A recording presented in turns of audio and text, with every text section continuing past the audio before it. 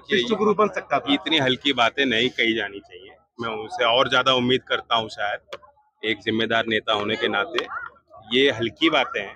भारत अपने स्थान पे खड़ा है, हमारे अच्छे रिश्ते हैं, रशिया से भी हैं, वेस्टर्न हेमिस्फेयर से हैं, ईरान में शांति स्थापित हो इसके लगातार प्रयासरत हैं। जो भारत के मूल निवासी उस क्षेत्र में काम करते हैं, वहाँ पे स्थापित हैं, उनकी सुरक्षा के लिए भी प्रावधान हो रहा है।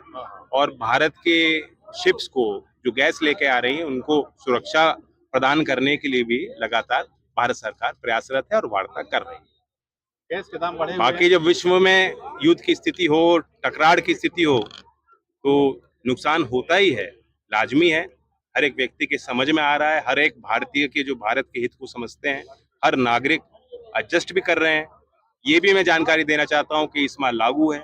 अगर कोई जमाखोरी करेगा, इसमें व्यापार की दृष्टि से कोई मुनाफे की सोचेंगे, तो उसके खिलाफ भी सख्त से सख्त कानून के तहत कार्रवाइयां हो रही हैं।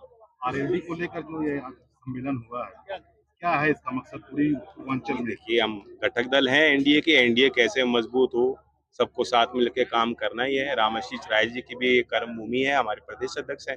बहुत समय से उनकी इच्छा थी कि आप आइए, यहाँ के किसानों से वो चाहते थे कि हम लोग संवाद करें।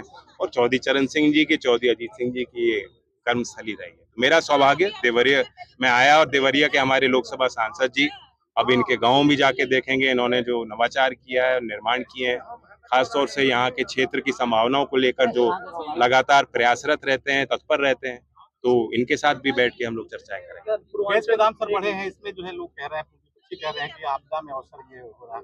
नहीं, मैंने कहा ना, ऐसा कोई व्यापारी अगर इसमें फायदा उठाएंगे, और क्योंकि एस्मा लागू है तो गैर कानूनी हो जाता है। और मेरी सबसे अपील है कि इसमें कोई अफवाहों पे ध्यान न दें। पूर्वांचल में जो चुनाव आरएलडी की रैली हो रही है, तो क्या लगता है चुनाव में कि फिर आरएलडी इधर चुनाव में सीटें मांग सकती है क्या? अभी कोई चुनाव का मसला, मैंने तो वोट की बात कुछ कही नहीं। चुनाव में भी वक्त है, चुनाव घोषित भी नहीं है, लेकिन जब लोकदल मजबूत होगा तो एनडीए भी मजबूत रहेगा।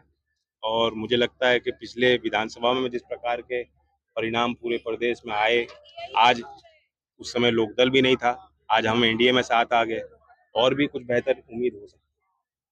जिम्मेदारी मिली, बड़ी जिम्मेदारी मिलेगी क्या? प्रदेश अध्यक्ष है, देखिए हमारे प्रदेश अध्यक्ष हैं, काम कर रहे हैं। आप पूर्वांचल में भी एक इधर भी आपकी पार्टी देखिए, चौधरी चरण सिंह जी कहते थे कि गाजीपुर को छपरौली की तरह लोग मानते थे। गाजीपुर पूर्वांचल का अहम जिला है, साथ की साथ सीट गाजीपुर की तब उस समय पे जिता कर देते थे। इस क्षेत्र में भी जो है चौधरी साहब के समय के बड़े नेता रहे। तो इसलिए मुझे लगता है कि चौधरी चरण सिंह जी की जो अपील है, और जो भारत सरकार ने उनका सम्मान किया, भारत रत्न दिया, उनके कहे गए रास्ते पे हम सब लोग मिलकर चल रहे हैं, प्रयत्न कर रहे हैं कि किसान कामगार की जो बात उन्होंने कही उसको हम लागू करें, पूरा करें। तो इन बातों का ख्याल रखेंगे। चलिए सर, थैंक यू।